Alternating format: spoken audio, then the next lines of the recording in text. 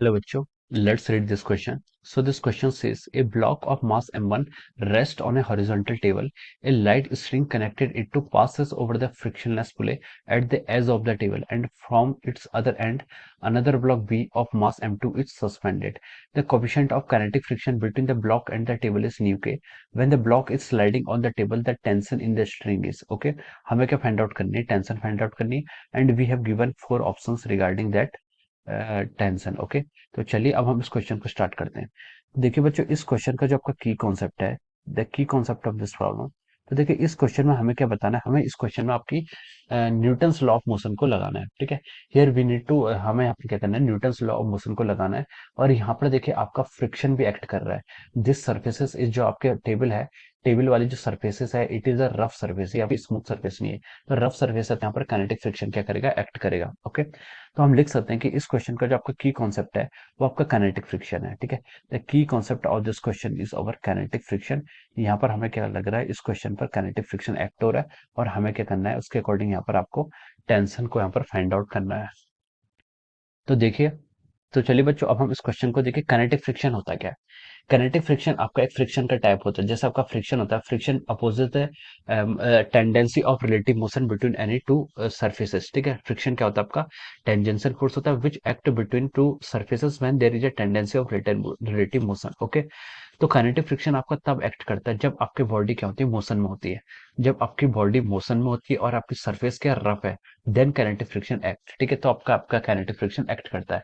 और जो kinetic friction का मैग्नीट्यूड होता है, इसका जो फॉर्मूला होता है, it can be written as mu k into N. ठीक है, where nu is the coefficient of kinetic friction and n is the normal force acting on the object। ठीक है, so this is our about our kinetic friction।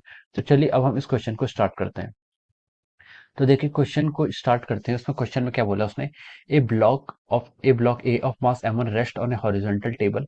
A light string connected it to passes over a frictionless pulley at the edge of the table and from its other end another block of mass m2 is suspended। ठीक है, ये देखिए आपको, ये आपकी table है। ठीक है, यहाँ पर आपका कोई पुली है, यहाँ पर ऐसा आपका कोई पुली ऐसे कनेक्टेड है। ठीक है, और उसने बोला कि a block A of mass m1 rest on the table. ठीक है, यहाँ पर आपका क्या है, कोई ब्लॉक है जिसका मास क्या आपको m1 क्वेश्चन में गिवन है। ठीक है, ये क्या कर रहा है, रेस्ट कर रहा है। ठीक है, ये आपका रेस्ट कर रहा है, और ये आपका ऐसे पास होकर यहाँ से उसने बोला कि फ्रिक्शनलेस पुल है, and from another and block of mass m2 suspended. एक मास m2 के आपके यहाँ से ऐसे m2 मास यहाँ पर आपका ऐसे सस्पेंडेड है एयर में फ्रीली। ओके, अब उसने बोला कि coefficient of kinetic friction between the block and the table is mu k when the block is sliding on the table the tension in the string. ठीक है, हमें टेंशन बतानी। ठीक है, अब देखिए ये आपका ब्लॉक ए है and this is the block B. ठीक है, इसका मास कितना आपका m1 है, तो हम लिख सकते हैं कि यहाँ पर जो फोर्स ड्यू टू ग्रेविटी लगेगा इसमें, वो आपका m1 से लगेगा। ठीक है, this is a force due to gravity, और ये आपका m2 है, m2 पर आपका ऑलवेज एक फोर्स लगता है डाउनवर्ड डायरेक्शन में। This is our m2g। Okay, अब देखिए यहाँ पर क्या, देखिए एक टेंशन फोर्स लगेगा, this is again the tension force, यहाँ पर भी आप टेंशन फोर्स लगेगा। ठीक है, अब देखिए उसने बोला कि जो सरफेसेस हैं, ठीक है, जो टेबल है वाली सरफेस है, ये क्या आपके रफ सरफेस है, यानी कि यहाँ पर आपका फ्रिक्शन लगेगा। ठीक है, फ्रिक्शन किस डायरेक्शन में लगेगा, देखिए ब्लॉक की टेंडेंसी है आपकी इस डायरेक्शन में एक्सीलरेशन होने की टेंडेंसी है। ठीक है, इस डायरेक्शन में टेंडेंसी होने की, मोशन होने की टेंडेंसी है, तो हम बोल सकते हैं कि आपका जो फ्रिक्शन फोर्स लगेगा वो आपका इस डायरेक्शन में लगेगा। ठीक है, this will be the direction of our frictional forces. Okay, अब देखिए, अब हमें क्या यहाँ पर सारे कोएफिशिएंट पता चल गए।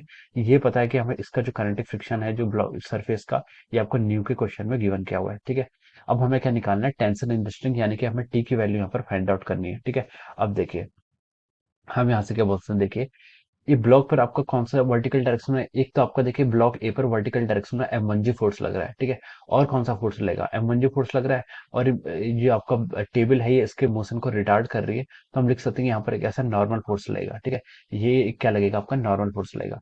अब देखिए आपने यहाँ पर सारे component of forces find out कर लिए हैं।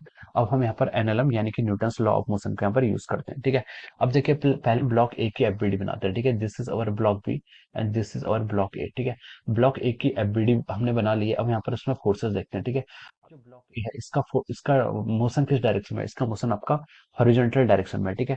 तो हम लिख सकते हैं कि इसका मोशन हो जाएगा आपका m1a into horizontal direction of force कौन कौन से लग रहे हैं, टेंशन लग रहा है in the direction of the acceleration minus of our f k क्या आपका काइनेटिक फ्रिक्शन, ठीक है।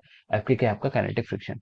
अब देखिए यहाँ से आप एक और चीज बोल सकते हैं, हॉरिजॉन्टल डायरेक्शन में देखिए इसका मोशन नहीं है, ठीक है। तो हम लिख सकते हैं वहां से आपका normal is balancing over m1j, ठीक है। नॉर्मल और m1j के होंगे एक दूसरे के इक्वल होंगे, ठीक है।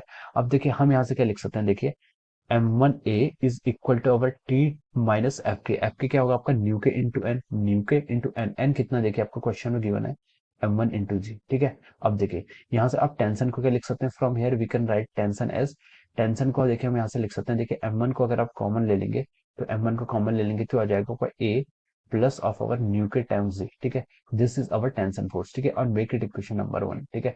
ये हमारा क्या आ गया, टेंशन आ गया। हमने इस इक्वेशन को क्या बोल दिया, इक्वेशन नंबर 1 बोल दिया। अब देखिए अब हम क्या करते हैं, देखिए अब आप आइए फॉर मास m2 मास की तरफ अब हम क्या करते हैं, मूव करते हैं। तो देखिए m2 मास में देखिए इसमें जो आपका कौन सा फोर्स लग रहा है, इसका एक्सेलरेशन डाउनवर्ड डायरेक्शन में, तो हम लिख सकते हैं कि m2a, ठीक है। ये आपका डाउनवर्ड डायरेक्शन में एक्सेलरेशन है। इस पे आपका जो मोशन में कौन कौन से कंपोनेंट लग रहे हैं, m2g which is supporting the acceleration, ठीक है। उस पर जो एक्सेलरेट हो रहा है डाउनवर्ड उसको सपोर्ट कर रहा है, और माइनस टी, ठीक है। यहाँ से हम इतना लिख सकते हैं, ठीक है। तो देखिए अब हमें क्या फाइंड आउट करना है, हमें तो यहाँ पर किसकी वैल्यू फाइंड आउट करनी है, हमें यहाँ पर टेंशन की वैल्यू फाइंड आउट करनी। तो हम यहाँ से ए को सब्स्टिट्यूट करते हैं, ए को यहाँ से देखिए हम क्या लिख सकते हैं, ए को हम यहाँ से क्या लिख सकते हैं, देखिए ए को अगर हम यहाँ पर कैलकुलेट करेंगे तो देखिए ये आ जाएगा आपका, देखिए ए यहाँ से हम क्या कर लीजिए, देखिए एक्सेलरेशन को हम क्या लिख सकते हैं, यहाँ पर देखिए आप m2a लिख लीजिए पहले, तो इसको ऐसे लिख लीजिए m2g माइनस टी। हमें यहाँ पर a की वैल्यू फाइंड आउट करनी है, तो a को हम लिख सकते हैं, देखिए g minus T divide by m2, ठीक है। ये क्या होगी, आपकी एक्सेलरेशन की वैल्यू हो गई, ठीक है। ये आपकी क्या होगी, एक्सेलरेशन की वैल्यू। अब इस वैल्यू को हम क्या करते हैं, आपकी इक्वेशन 1 में पुट करते हैं, ठीक है। इस वैल्यू को हम इक्वेशन 1 में पुट करते हैं, तो देखिए टेंशन को क्या लिख सकते हैं, टेंशन को हम देखिए m1 इंटू ऑफ ए की वैल्यू कितनी है आपकी, g minus T divide by m2, ठीक है, प्लस ऑफ आवर न्यू के जी, ठीक है। ये आपकी वैल्यू आएगी, ठीक है। अब इसका फर्दर सॉल्व कीजिए, देखिए यहाँ पर आप यहाँ पर इसका हम फर्दर सॉल्व करते हैं तो लिख सकते हैं, देखिए m1 m2 को आप बाहर ले लीजिए, अगर हम m2 को बाहर ले लेंगे तो हो जाएगा आपका m2z minus of our T, m2z minus of our T plus of our mu k times m2z, okay. Mu k times m2z हो जाएगा, और यहाँ पर आपका ब्रैकेट बंद हो जाएगा, ठीक है। अब देखिए इसमें देखिए अब हम आगे और क्या लिख सकते हैं, इसको अगर हम आगे फर्दर सॉल्व करें, ठीक है, आगे फर्दर सॉल्व करके हम उसको लिख सकते हैं, देखिए टेंशन को क्या लिख सकते हैं हम यहाँ से, टेंशन में देखिए आपका यहाँ पर एक दो कंपोनेंट आ रहे हैं टेंशन के, ठीक है। मैं इसको इक्वलिटी होल्ड नहीं करता हूँ, मैं क्या करता हूँ, देखिए यहाँ पर से टेंशन का एक कंपोनेंट आप मतलब टेंशन की एक टर्म आपके राइट साइड में भी है, तो मैं उसको इधर उसको मैं लेफ्ट साइड में ले आता हूँ, ठीक है। इसको लिख सकता हूँ, देखिए tension plus m1 divide by m2 T, ठीक है। ये आपका देखिए अब मैंने दोनों टर्म के यहाँ से क्या कर दिया, आपका बैलेंस कर दिया, ठीक है। अब मैं यहाँ से क्या लिख सकता हूँ, देखिए अब आगे से आपका ऑप्शन आएगा, देखिए m1z plus of over new k times m1z, ठीक है। ये आपका हो जाएगा यहाँ से, ठीक है। अब यहाँ से देखिए आप टेंशन को क्या लिख सकते हैं, टेंशन में आप यहाँ से 1 plus m1 divide by m2 को यहाँ से कॉमन ले लीजिए, ठीक है, m1 डिवाइड बाई m2।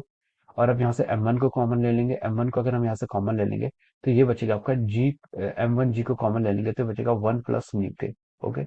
ये कितना आ गया आपका 1 प्लस न्यू के, ठीक है। अब देखिए मैं इस साइड पर मूव कर रहा हूँ, ठीक है। अब मैं यहाँ पर से इसको सॉल्व करता हूँ, इस क्वेश्चन को देखिए आपका क्या आ गया, देखिए टी प्लस, अब यहाँ से आप टेंशन को क्या लिख सकते हैं, देखिए इस फाइनल इक्वेशन से हम टेंशन को लिख सकते हैं, देखिए m1z आपका ऐसे ही रहेगा, m1z और 1 प्लस न्यू के आपका ऐसे आ जाएगा, divide by one one plus m1 by m2, ठीक है। तो देखिए मैंने वहां से क्या कर लिया, m1 और m2 को मैं यहाँ पर समीशन की फॉर्म में ला गया, m1 प्लस m2 को मैंने यहाँ से डायरेक्ट लिख लिया, और m2 से आपके ऊपर मल्टीप्लाई हो जाएगी, ठीक है। m2 से मैंने यहाँ पर ऊपर आपके ऐसे मल्टीप्लाई कर दिया, ठीक है। ये आपका रिजल्ट आ रहा है, ठीक है। अब यहाँ से आप टेंशन को देखिए क्या लिख सकते हैं, m1 m2, ठीक है, m1 m2 1 plus mu k times of our g divide by our m1 plus m2, ठीक है। ये कब क्या आ गया, ये आपकी कह रही टेंशन आ रही है, this is our final answer, okay. तो देखिए ये आपका ऑप्शन ए बी से मैच करता है, ठीक है। This is matching with the option B, ठीक है। ये आपका क्या कर रहा है, ऑप्शन बी से क्या कर रहा है, मैच कर रहा है, ठीक है। This is matching with the option B, ठीक है। तो ये आपको क्या आ गया, टेंशन की वैल्यू आ गई। हमसे क्वेश्चन में क्या पूछा गया था, we have to find out here the value of the tension, और ये आपकी टेंशन की वैल्यू हमने यहाँ पर कैलकुलेट कर ली है, okay. So option B will be the right answer of this question, okay. So I hope you all understood this concept. All the best and thank you so much.